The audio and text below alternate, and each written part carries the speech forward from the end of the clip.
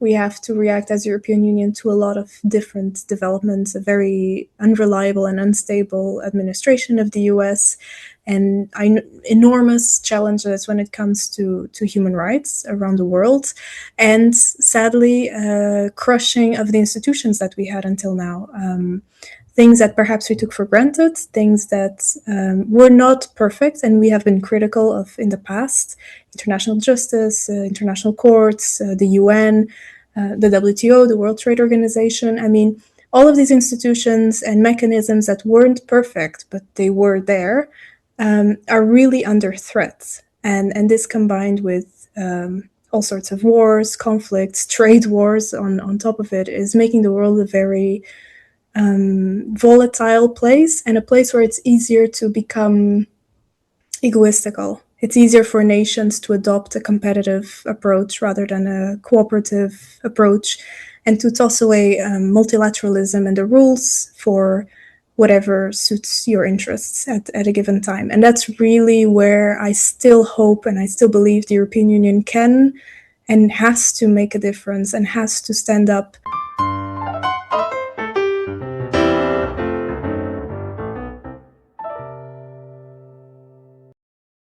Welcome to a new episode of the Left Agora. My name is Akif, and today I have the pleasure of speaking with Catarina Vieira from the Netherlands. She has been a member of the European Parliament since 2024. She was elected from the GreenLeft Labour list and sits with the Greens European Free Alliance group in the European Parliament.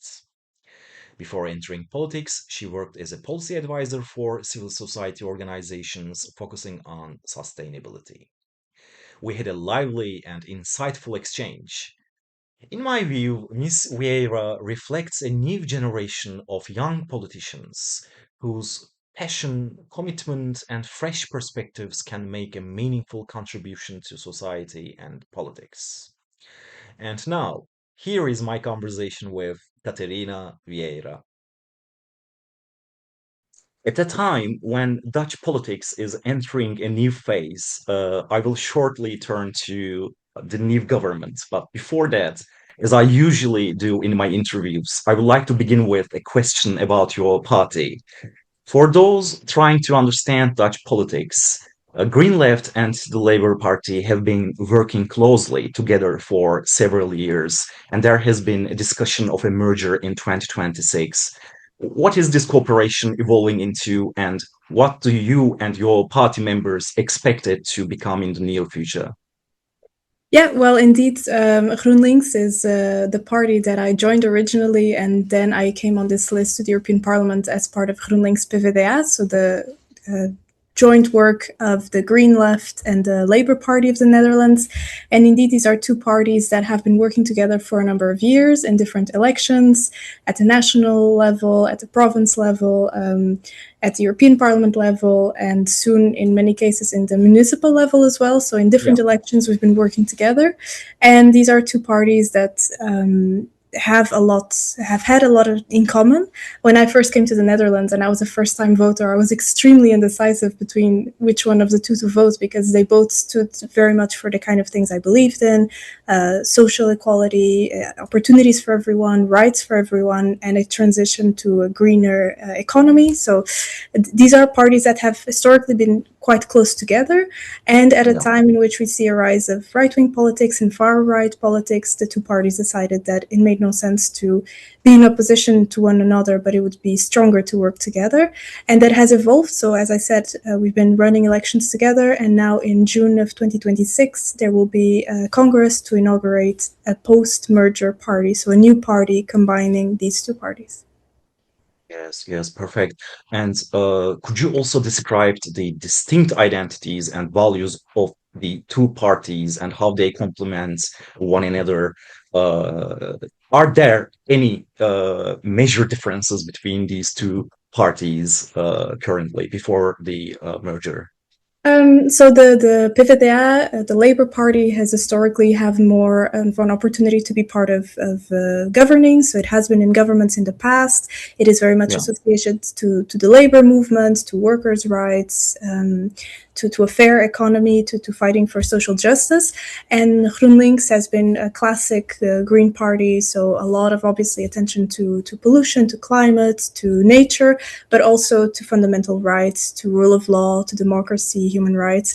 And so these are all things, a green and a red side, that is important for any party, whether they're a Green Party or a Labour Party. The other side of the coin is also extremely important, or at Yeah. least it should always be. So I really do see these two sides of the parties as incredibly complementary, because you need to do these things together.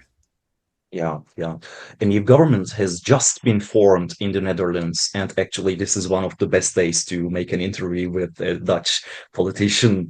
How do you see this development shaping Dutch politics, and what implications might it have for your party and for the Netherlands' role in Europe?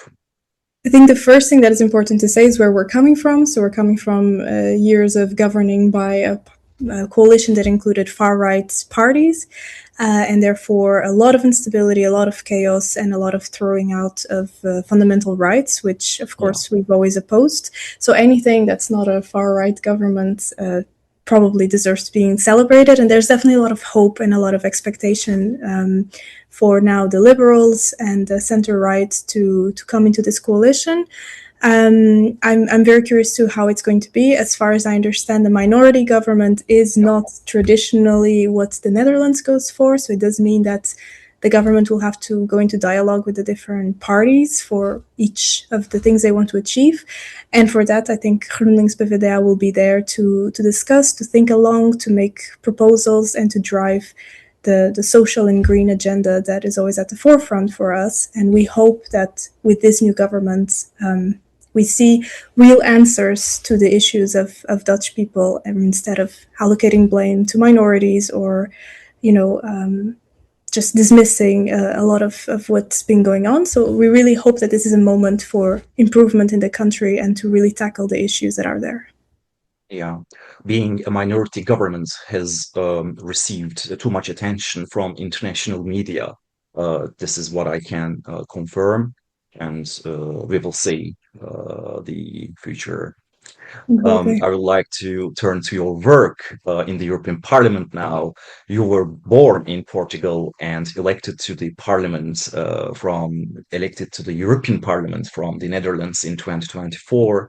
In a pre-election interview that I read with curiosity, you spoke about your motivations for running and the societal impact you hope to make, as well as the challenges you encountered during the campaign process.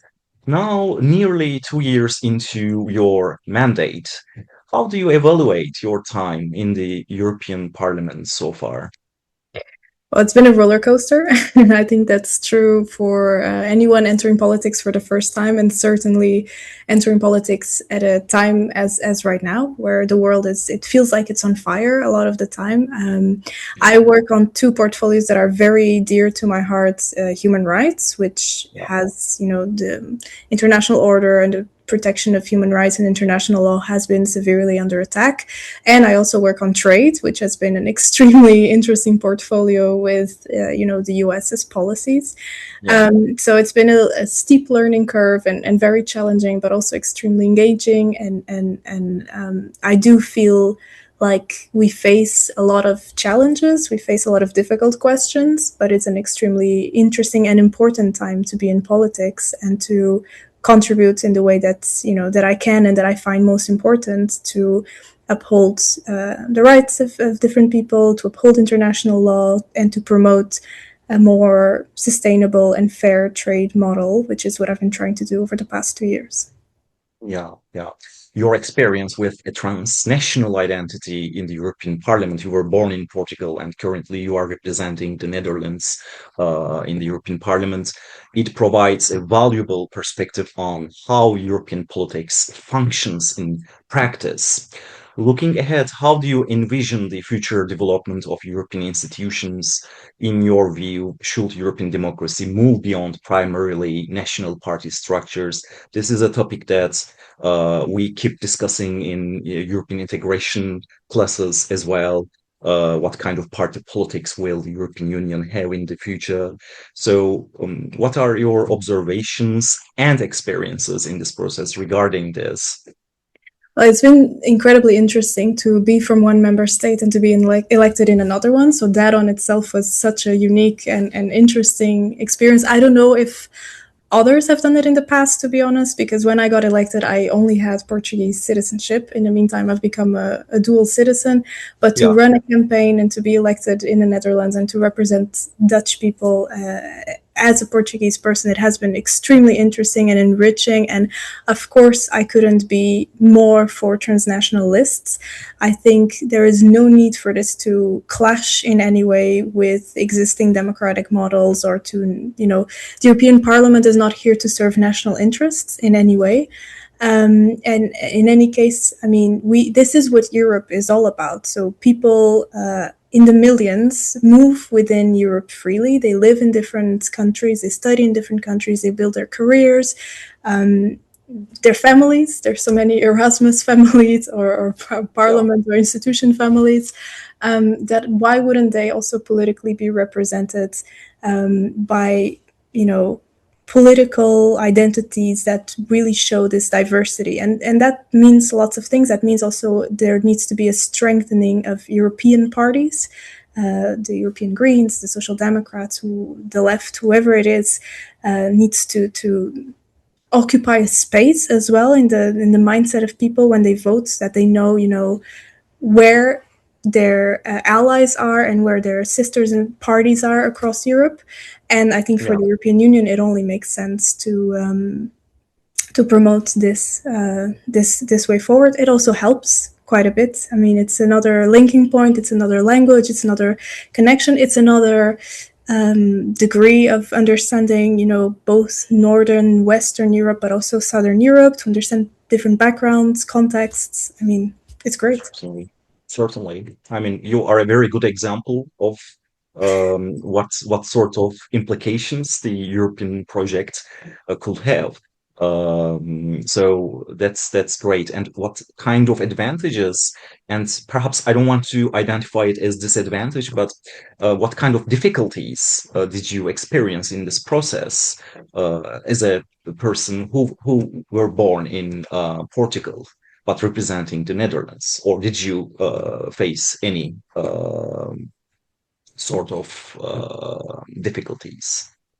I mean, it was, to be honest, a very smooth experience. Like I mentioned, until now, I see a lot of advantages and a lot of opportunities to connect to different parts of Europe, to people in different parts of Europe, to my colleagues from Portugal or from Southern Europe, as well as from the north. Um, the process is, of course, a little bit less straightforward, particularly because I wasn't born and raised in the Netherlands. Also, it's not like I speak fluently Dutch, but it's not like it's my mother tongue. So that's, of course, very different to run a campaign and to engage with voters. But everyone was so welcoming and very positive, and I had a really good experience in my election, and now as well as representative of the Dutch. I didn't encounter, luckily, any discrimination, and I think this also has very much to do with your party, because not every political party would have put on the list a person from a different culture, a different background, different nationality. So this is also very much something you can't really, it's not always about which rules there are. We have the rule that people can stand for election as European citizens, but Yeah. this goes beyond the rules. It has to also be welcomed by the structures, in this case the party structures. So I was very fortunate that was the case.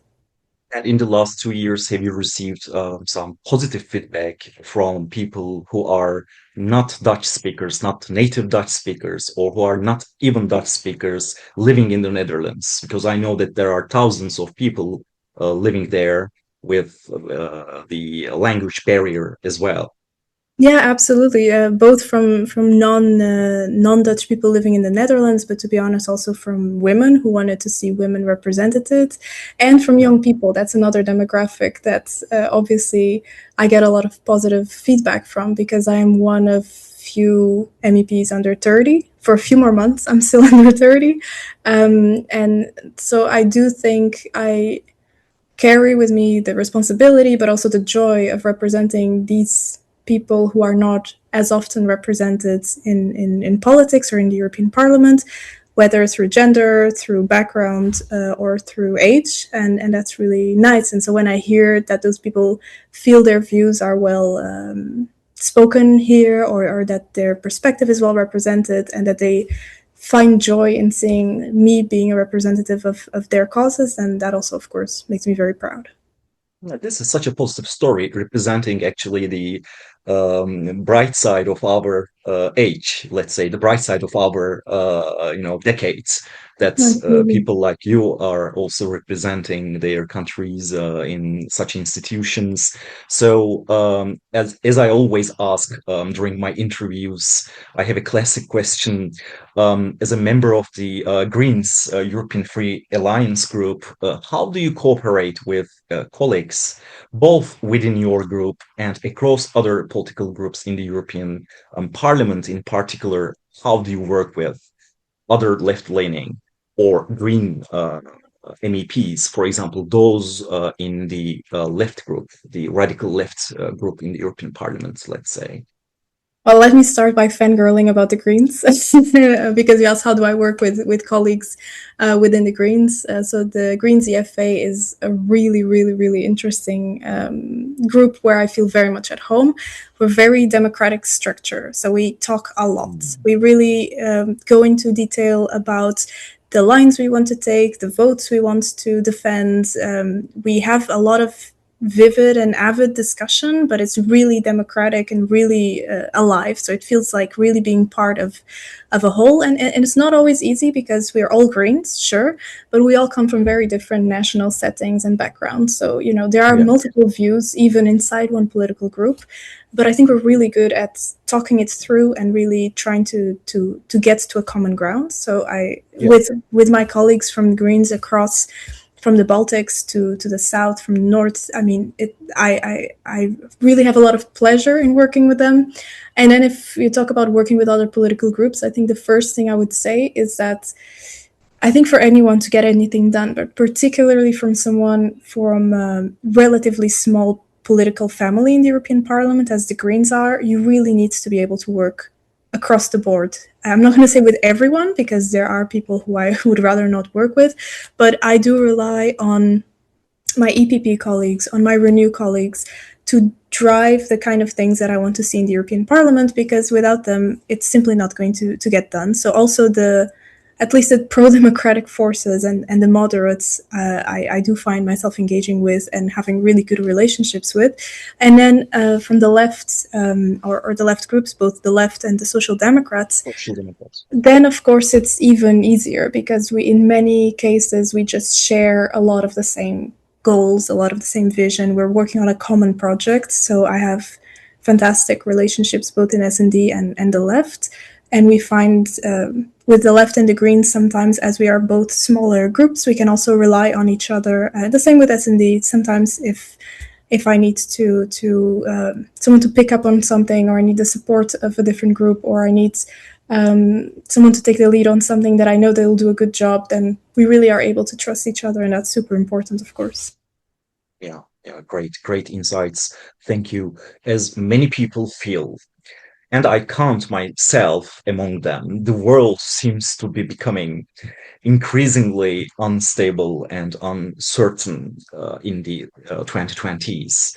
The 2020s have been marked by rising global tensions and challenges. So, before ending the interview, considering your focus on human rights, sustainability, and trade, how do you see the current global politics developing? It's tough. I mean, I'm not going to lie, especially if you share my political views. And I think for people of different political views, this is a really wild time. And I always ask myself, do I feel that right now because I'm in politics for the first time and therefore everything feels chaotic and on fire? But no, I do ask people who've been around longer, and they're like, no, indeed, everything is chaotic and on fire. I mean, it's hard because oftentimes you are on the reactive. We have to react as European Union to a lot of different developments, a very unreliable and unstable administration of the US, and enormous challenges when it comes to human rights around the world, and sadly, crushing of the institutions that we had until now. Things that perhaps we took for granted, things that were not perfect, and we have been critical of in the past: international justice, international courts, the UN, the WTO, the World Trade Organization. I mean, all of these institutions and mechanisms that weren't perfect, but they were there, are really under threat. And this combined with all sorts of wars, conflicts, trade wars on top of it is making the world a very volatile place, and a place where it's easier to become egoistical. It's easier for nations to adopt a competitive approach rather than a cooperative approach, and to toss away multilateralism and the rules for whatever suits your interests at a given time. And that's really where I still hope and I still believe the European Union can and has to make a difference and has to stand up for the values that were behind our creation, for democracy, for human rights, for rule of law, and to apply these principles irrelevant, regardless of whether they are being infringed by our partners or by those who we don't care for as much. So we need to be as strict on our partners as we are on everyone else. And we need to put our money where our mouth is and make sure that our policy continues to support human rights, democracy, and rule of law rather than Yeah. focus on our self interests, economically, for example. And it is just a follow-up, and this is not only a political issue, but perhaps an existential issue as well for our civilization. Do you feel anxious about the developments around the artificial intelligence, or let's say any other sort of unchecked technological developments, and what do you think about their implications for the upcoming decades? Once again, in terms of perhaps your areas of expertise, but also in other fields as well. I mean, I think we have in front of us a threat and opportunity of a scale that we've never seen before, Yeah, or like we're on the verge of another major technological revolution. And what worries me is who is at the steering wheel of these changes. And yeah, let's just say if it's the billionaires in the tech industry whose only purpose is to profit, then we're going to be in trouble because this technology can be very good, but can also have very real effects on people. Uh, I mean, as far as you say, civilizational threats, but already nowadays you can see AI being used on facial recognition systems for discriminatory purposes. In a visit to Palestine back in December, I saw in checkpoints in the West Bank, AI is used to monitor who is able to pass and not, and there are even machine guns that are linked to these systems. So it's literally a threat to people's lives already right now, not in the future, not as a hypothetical. And therefore, I think it is going to be one of the challenges of our time, but we need to be able to intervene, regulate, and ensure yeah, that we don't just leave it down to the tech bros to decide what happens next. yeah, yeah.